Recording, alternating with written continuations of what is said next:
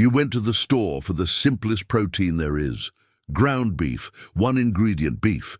You brought home a red, tidy package that looked exactly like every other one on the shelf. And here's the thing. The distance between what you assumed was inside that package and what actually went into it is wider than almost anyone realizes. Not because a law was broken, because the labeling rules were written in a way that keeps that gap invisible from the front of the tray. That red color, that product of USA stamp, that 80% lean number, every one of them is technically true, and every one of them is doing work to keep you from asking the next question.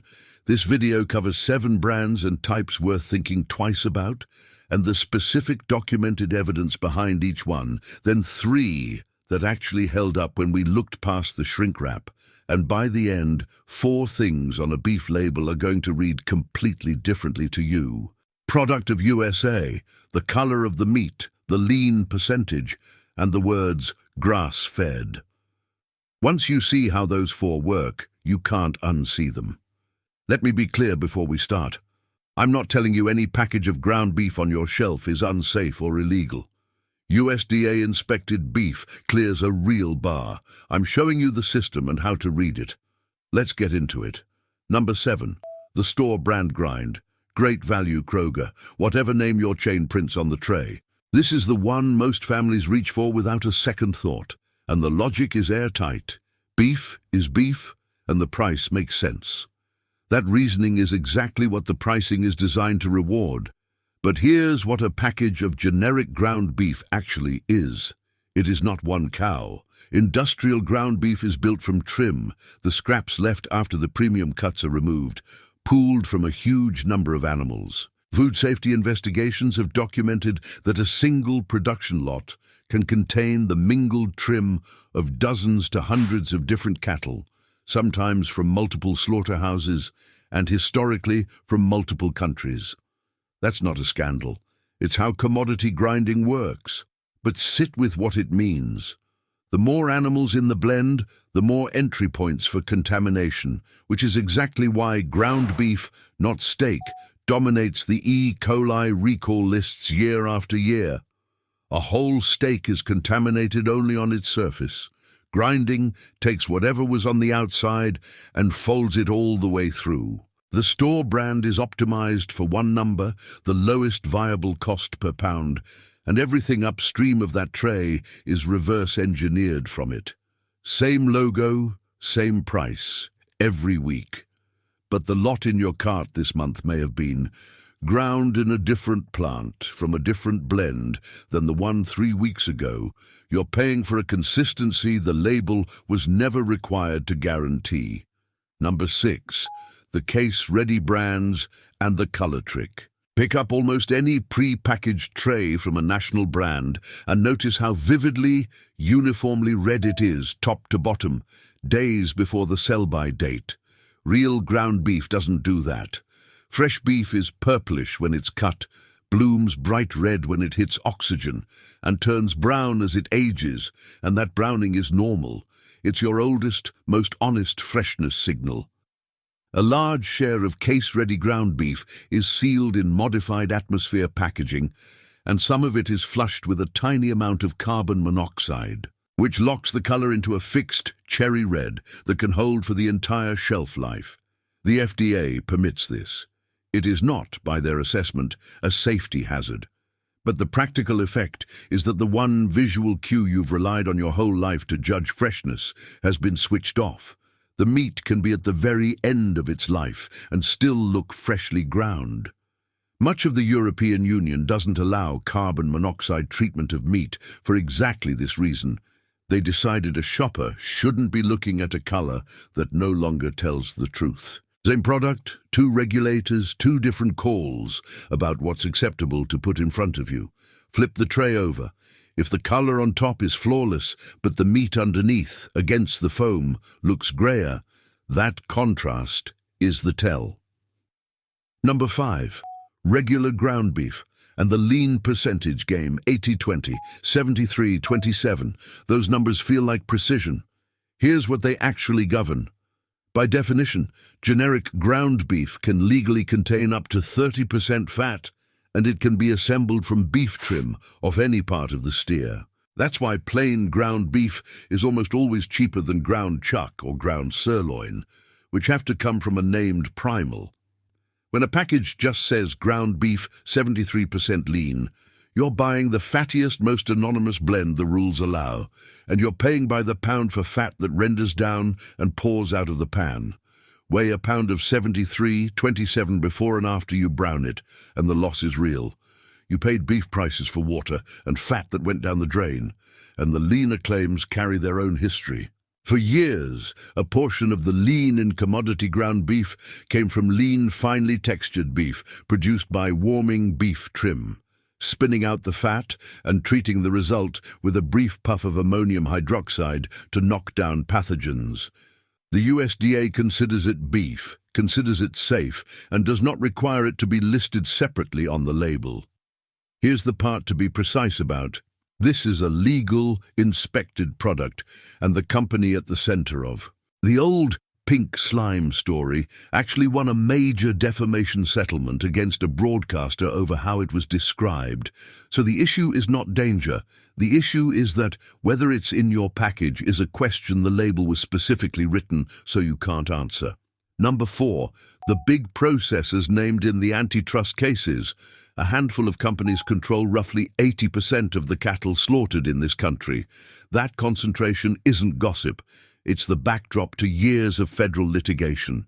The 4 biggest beef packers, JBS, Tyson, Cargill, and National Beef, were named as defendants in sweeping lawsuits, alleging they coordinated to suppress the price paid to ranchers and inflate the price you pay at the counter. JBS agreed to pay tens of millions to settle consumer claims in that litigation. A settlement, not an admission of guilt, but a documented public resolution on the record. These same processors also anchor the recall history. Multi-million-pound ground beef, recalls tied to E. coli and salmonella trace back, again and again, to a small number of mega plants running at high line speeds. And here's why that matters: at your cutting board, and not just in a courtroom. When 4 companies grind most of the nation's beef, the trim in a different brand 2 feet away on the shelf may have come off the same disassembly line. The brand on the front is a marketing layer. The infrastructure behind several of them is shared. Number 3, product of USA, and the loophole most shoppers never heard about. This is the label that makes you feel like you did the local patriotic thing. Here's what it meant for years. Under the old USDA rule, beef could be born, raised, and slaughtered in another country: Australia, Brazil, Uruguay, Mexico, Canada, shipped here, and merely repackaged or minimally processed in a US facility, and the package could legally read, "Product of USA." The animal never set foot on American soil. The stamp described the last step, not the life. The USDA has since moved to tighten this, finalizing a rule that product of USA should mean born, raised, slaughtered, and processed here. But that change is recent. The compliance window stretches into 2026, and product printed under the old understanding is still moving through the system right now. So, product of USA on a tray of ground beef is, for the moment, one of the least reliable sourcing claims in the case. If origin matters to you, for how the animal was raised, what it was fed, what's even allowed in that country's system, that 4-word stamp has been carrying far more trust than it earned. Number 2, the grass-fed package that isn't what you pictured. Grass-fed reads like the honest premium answer, and it's where careful shoppers go to escape everything I've described so far. Here's the problem. In 2016, the USDA withdrew its official grass-fed marketing standard, leaving the term without a single enforced federal definition. A company can call beef grass-fed while finishing those cattle on grain for the last stretch of their lives, because grass-fed and grass-finished are not the same claim. Only the second one means grass all the way to the end. On top of that, a large share of the grass-fed ground beef in American stores is imported, much of it from Australia and South America. And then, under the loophole we just covered, sometimes wearing a product of USA stamp anyway. So the premium package can be grain-finished, foreign-raised and domestically labelled, all at once, all legally. The green field on the front and the price on the sticker are doing enormous work. The words that would actually pin it down, grass-finished, 100% grass-fed, a certifier's seal, a named country of origin, are the ones most often missing. Number 1. The familiar, natural brand you trust the most. Number 1 isn't the cheapest tray or the most obscure label, it's the opposite. It's the comfortable, all-American, natural or premium brand that's been in the case for decades and reads as the safe upgrade. That trust is the whole product, and it's exactly why it earns the top spot. Because natural on beef is one of the emptiest words in the aisle. USDA natural only means minimally processed, with no artificial ingredients added afterward. It says nothing about how the animal was raised, what it was fed, whether it spent its life in a feedlot, or whether it got routine antibiotics. A natural feedlot animal is still a feedlot animal, and many of the heritage names shoppers associate with a straightforward family beef company have quietly been rolled up into the same multinational conglomerates named in those antitrust cases. The warm label survived. The operation behind it became the industrial system. Routine antibiotic use in that system creates selection pressure for resistant bacteria, and those bacteria can travel on the meat into your kitchen, which researchers have connected to the broader problem of antibiotics working less well when a doctor actually needs one. The brand equity, the decades of ads, the flag on the package, all of it built a reflex. Recognition skips the part of your brain that asks questions. That reflex is the point, and as of right now, it's not working on you anymore. So what do you actually buy? Before the brand's 2 tests you can run tonight with whatever is already in your fridge. The render test. Brown a pound of your current ground beef in a dry pan over medium heat and watch what comes out. Commodity high-fat grind floods the pan with a large volume of pale, watery-looking grease and loses a lot of weight. You paid for that. Better beef renders less, and the fat that does render runs golden and clean rather than grey and foamy, because the animal actually developed on a real timeline and a varied diet. If your pound half disappears into grey liquid, that's not your cooking. That's the blend, the label scan. 4 things, 5 seconds. First, does it say grass-finished or 100% grass-fed, or just grass-fed? Only the first 2 mean grass to the end. Second, origin. Does it name a specific country or a specific ranch? Or does it lean on product of USA? Given the loophole, treat a bare product of USA as origin not really disclosed. Third, does it say ground chuck or ground sirloin, a named cut, or just ground beef, which can be any trim, up to 30% fat? Fourth, and this is the one that separates real from marketing, can the brand show you an actual named farm of origin, real footage, not a lifestyle photo of a pasture? If any of those 4 doesn't give you a straight answer, put it back. Best option, number 3, a real butcher or a single source store grind. The oldest fix is still one of the best. Beef ground in-house, from primals you can see, traceable to a single animal or a single ranch, by a butcher who can tell you the cut. This collapses the entire problem set at once. Few animals in the blend means dramatically lower contamination risk, no anonymous trim, no carbon monoxide tray, no mystery origin. Ask them to grind chuck for you, fresh. You'll pay a little more per pound, and you'll know, for once, exactly what a pound of beef actually is. Best option number 2, verified grass-finished, shipped direct. Brands built specifically to close the grass-fed loophole. Names like Thousand Hills Lifetime Grazed and the direct shipping. Model of butcher box. Put the words, the commodity system avoids right on the front. 100% grass-fed and grass-finished, third-party certified, a named sourcing story, and in the better cases, verifiable farm footage.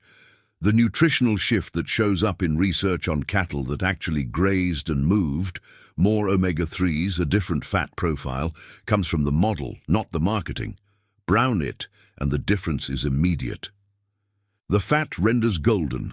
The flavor has a density that industrial grind simply doesn't carry, and the pan isn't swimming in grey water. It ships frozen, direct, with traceability to the operation, which most of the industrial system isn't even structured to provide. Best option number 1, a transparent regenerative ranch. If one model represents what American beef is capable of and what it looked like before industrial scale redefined the baseline, it's the fully transparent, single-source regenerative ranch, with white oak pastures in Georgia as the clearest example. Multi-generational family ownership. Animals raised and finished on pasture, on land, the company shows you openly. No feedlot finishing, no carbon monoxide tray, no anonymous multi-plant blend, no origin sleight of hand, because the whole operation is built to be watched. The ground beef traces to their own land and their own animals. Brown a pound, and it behaves like developed muscle and real fat should. It holds together, it renders clean and golden, and it smells like beef cooking instead of water steaming off. That's not nostalgia. It's the direct, measurable result of not cutting the specific corners that every option above it cut to hit a price point. You pay more. You are also, finally, paying for beef and only beef. Now the recap, because this is the part you carry into the store. Check your fridge. If you've got a flawless bright red case-ready tray, a bare ground beef label, or a product of USA, grass-fed package in there right now, run the render test and read the side panel. Next time you're in the meat aisle, find the words before you look at the price. Grass-finished or 100% grass-fed, not just grass-fed. A named origin, not a bare product of USA stamp that for now can still mean imported. A named cut, chuck sirloin, not anonymous ground beef that can run 30% fat, and a brand that can show you the actual farm. You now know that a single package can hold the trim of hundreds of animals, which is why ground beef leads the recall lists. You know carbon monoxide can lock in a red color that no longer tells you the truth, and that other countries banned it for that reason. You know ground beef means any trim up to 30% fat, while a named cut doesn't. You know lean, finely textured beef is legal, inspected, and doesn't have to be disclosed. You know 4 companies grind most of the nation's beef and were named in federal price-fixing cases, with a documented settlement on the record. You know product of USA described the last step, not the life, and only just got tightened. You know the USDA dropped its grass-fed standard back in 2016, and you know natural tells you almost nothing about how the animal actually lived. The industry built its model on one assumption, that you wouldn't put these pieces together. That assumption no longer applies to you. The label was written to earn your trust without ever earning it. The red color for your eyes, the missing origin for their margin, the reflex they spent decades building. But that whole machine only works on someone who can't read it. And as of right now, that's not you. So the next time you watch someone drop the cheapest bright red tray into the cart on autopilot, the way you used to, share this with them. That's the only thing I'll ever ask. Because every kitchen runs on trust, and somebody is profiting from yours.